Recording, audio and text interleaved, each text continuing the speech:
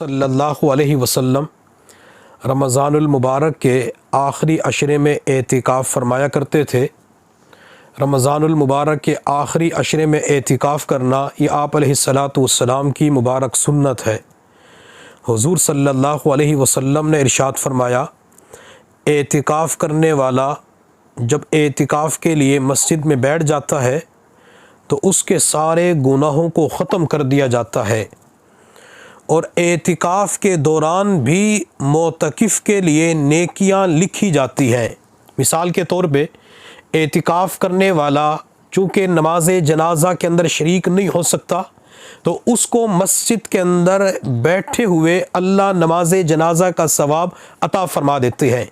इसी तरह एतिकाफ़ करने वाला बीमार पुरसी के लिए नहीं जा सकता, अल्लाह ये सवाब भी एतिकाफ़ करने वाले को मस्जिद ही के अंदर अता फ़रमा देते हैं।